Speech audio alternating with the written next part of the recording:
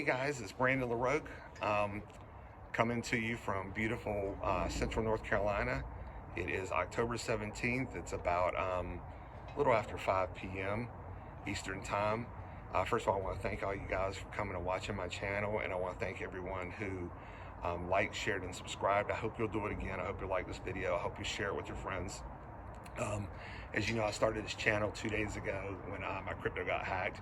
I know I get tired of talking about it, but I want to keep you guys updated about what I'm learning, because all I've been doing is research on this thing the whole time. And I don't want it to happen to somebody else, you know. I made some mistakes that I didn't realize that I had made on this. I think I talked about a little bit about the difference between a cold wallet and a hot wallet in crypto, and how my cold wallet actually has a hot wallet on it, and I didn't realize that. If you're interested in that, just watch the last video. It'll tell you a little bit more about that. But just want you to know, I think gold got slammed down a little bit today. Silver got slammed down a little bit. We'll talk about that in a few minutes. But I also want to talk to you guys about how I think I got hacked. I'm not 100% sure about this, but it's one of the things I just found out. So I was talking to a friend of mine today, and he's also in crypto, and he has an iPad wallet also. And he told me I should go under my settings. As a matter of fact, I'm gonna pull it up so I can tell you exactly where it was. If you have an iPhone, go under your settings, and then go under where it says apps. And after you go under apps, go under Safari. And when you click on Safari, you go down, and it says, you scroll down, I think it says extensions. Here it is, extensions. You click on extensions and see if you have any extensions on there. On my iPad, I didn't have any extensions, which is weird because that's where it showed that I had the hot wallet, which I'll talk about that stuff in a minute. But on my phone, I had one extension on it, and it said city groups, like for a city card.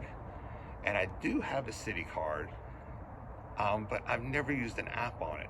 And I've been trying to think back. A couple of months ago, I had gotten a Chase card, and I opened up a Chase account, and I used the app to pay the bill on it. And I think I remember when I did that, I downloaded City instead of Chase, thinking it was that, but I never used it. I never signed in or anything. Well, when I looked under my extensions, it says it's turned off. But I think, I'm wondering if that could have been a fake app that I downloaded, and that the hacker, he can turn it on and off. I don't know if that's possible. You guys may know better than I do. But either way, I've never used this app before, and I thought it was weird that it was on my iPad, or I'm sorry, it was on my phone, not my iPad. And it was actually kind of hidden. Like, you know how when you open up your apps and you scroll through your screens, it wasn't on any other screens. It was on my last screen. When you scroll, and it has all your apps on it. It was under there. I had to go like type in City to even find it, because I didn't know that I even had it. So of course I deleted that, and my wife checked, and she had 4 open on hers, but some of them look like things that, you know, we use. I just don't know. It's just, maybe you guys would know better than I do. So anyway, going back to the hot wallet thing, I think I told you guys, you know, you have a hot wallet and a cold wallet. Hot wallet's like when you download your Coinbase, and when you don't download your Binance or your Uphold or whatever it is.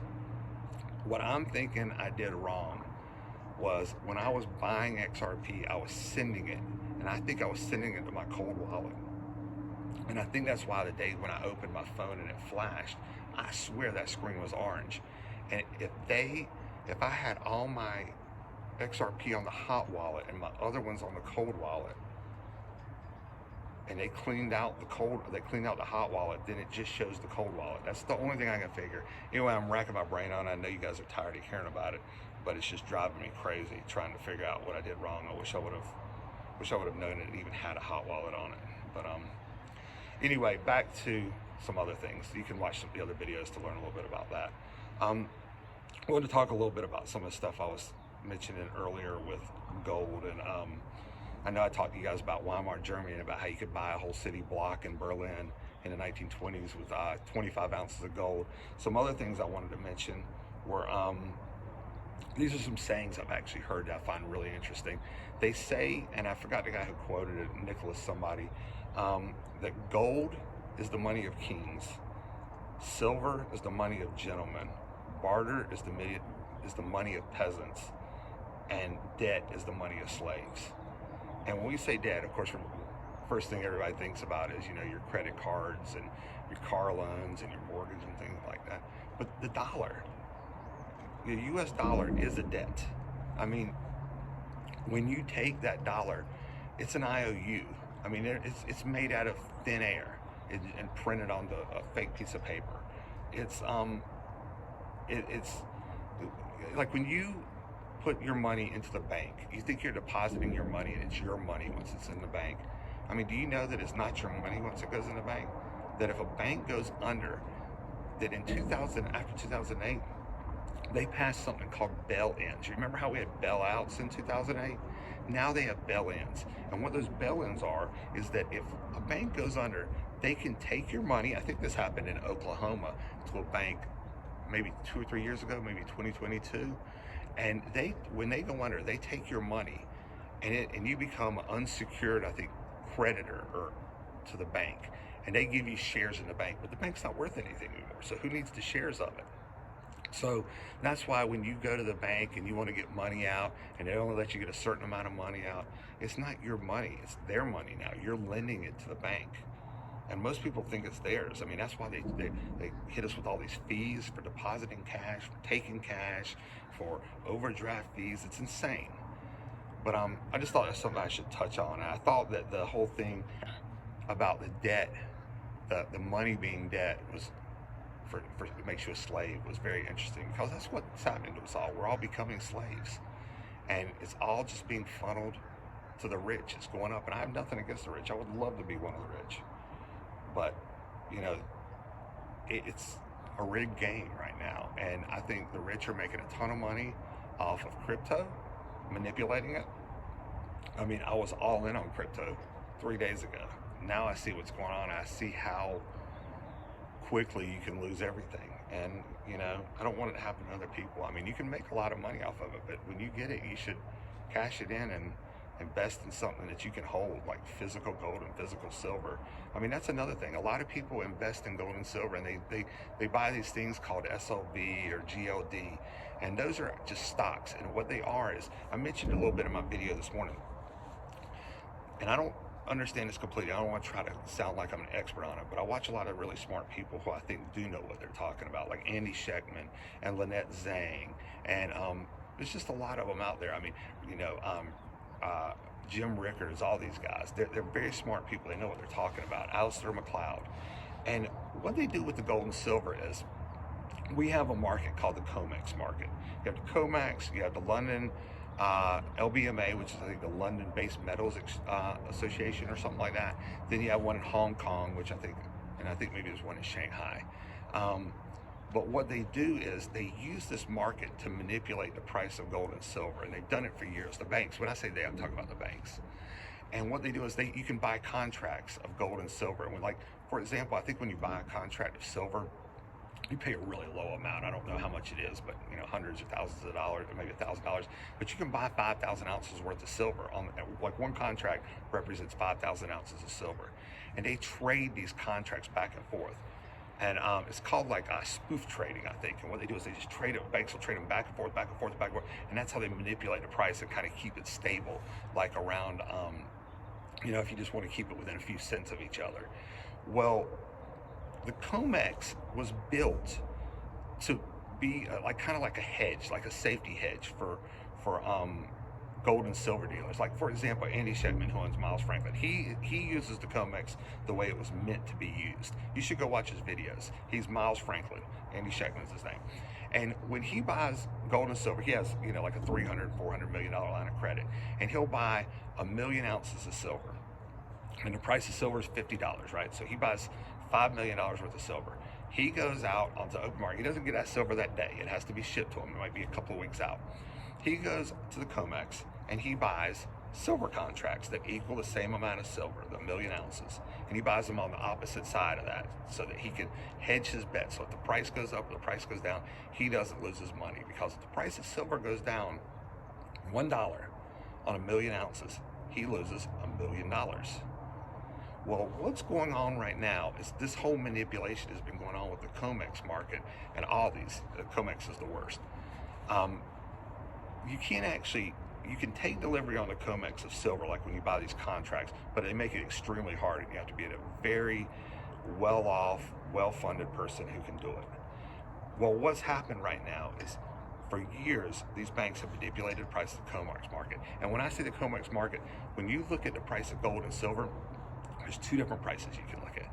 You can look at what the spot price is right now, which right now, I think the spot price of silver, somewhere around like $54 an ounce. The silver futures price is a different amount. I think it's probably around 52 and a half ounces, $52.50 per ounce. So the silver is below, and the futures is below what it is on the spot. Well, the problem is always, for the majority, like 99% of the time, the futures is always higher than the spot price, because they're actually representing that they're going to hold your silver for you, they're going to store it for you, so you're paying a little bit more, and it's usually only a few cents, maybe 10 cents or so. But what has happened now is the spot price of silver, the banks have lost control of it. They manipulated this price back and forth for years, but all of a sudden the demand has outgrown the supply, and they have lost control, and the silver price of the futures has dropped below the spot price. So now let's go back to Andy Schectman. Andy Schectman goes out and buys that same 1,000,000 ounces. He needs to go out there and offset his purchase until that silver gets there and he sells it so that he doesn't lose money. So he goes to the COMEX and he buys the same number of shares on the opposite side of the trade so that he can offset it. The problem is now the price is $1.50 to $2 lower on the silvers, which is what I told you the COMEX was, price, than it is the spot price. So he would lose $1 million to $1.5 million just to make that trade. Makes no sense. He can't make the trade, so he can't hedge his bet now. So if silver goes down, he loses money because there's no way for him to hedge it. Same thing goes on in the gold market. The difference is right now the gold market has not, the futures have not gotten below the spot price. I wouldn't be surprised if it ends up happening though. I know that's a little confusing the way I explained it. I'm sure I'll explain it better another time. You can go to other YouTubers. They could probably even explain it better than me. I just find it really interesting. It's just showing how the silver and metals market is breaking down and the price is flying through the roof. And I personally think, it's no advice, but I would get into gold and silver if you possibly could, if you can afford it, or at least hold on to what you have. Another thing that I found that was really interesting, I heard about this day before yesterday. I've heard that refiners right now are not buying junk silver. Now, there's a couple of different ways people can describe junk silver. Junk silver can be, your parents, candlesticks, their silverware, stuff like that. Or some people refer to like pre-1964, 65, I think 60, pre-65, anything 64 and earlier, silver has 90% silver in it. And that's called junk silver, but it's actually not really junk. A lot of people really want it because it'd be great for barter. But the refiners are not buying junk silver right now. And the reason they're not buying junk silver is because when they buy, let's say they buy 1,000 ounces of silver, junk silver. When they buy that 1,000 ounces, they refine it down into a bar, and they have those bars set aside. So when they buy 1,000 ounces of junk silver, they sell off 1,000 ounces of their bars. Well, the demand has grown so fast and so high, especially on large bars, that they've sold out of all their bars. So now they're buying junk silver and don't have anything to offset it by selling it. It's the same concept as the COMEX and the LBMA, the markets that I was talking about earlier. So they don't have anything to sell off, so they're just buying, and it's no problem to buy it. The problem is, what if you buy that silver at $54 right now, which is the spot price? That's the right now price today. You buy it at $54 and it drops to $52, and you bought 1,000 ounces. That's $2,000 you lost, but it's in much bigger numbers with them. So there's going to be, in my opinion, a huge hiccup in the silver, probably a gold too, but definitely the silver market, because if these refiners have stopped buying, and it's not all of them, but some, if they've stopped buying at some point, it takes them 12 to 20 weeks to refine that silver and put it into a bar, is my understanding. So if it's going to take 12 to 20 weeks, they buy it today or a couple of days ago, there's going to be at least a 10-week hiccup, I would suspect, and that is going to, I just think it's going to shoot silver through the roof. Anyway, I know this video is getting a little bit long, and I'm not trying to sound like any kind of expert in this. I'm just somebody who decided to start a YouTube channel, and I'm learning just like you guys are, and I just want to pass off some of the stuff I learned, and I want to make sure nobody gets hurt in crypto the way I did, and I hope you can protect your money. Anyway, I'm going to try to keep doing these videos. I would love it if you guys would just keep sharing, and subscribing, and maybe we can grow this channel even more and get it to some larger content creators. And I hope everybody has a great weekend. I'm planning on doing another video tomorrow morning, and I'll see you guys later. Have a great weekend. Thanks, guys. Thanks for sharing. Bye.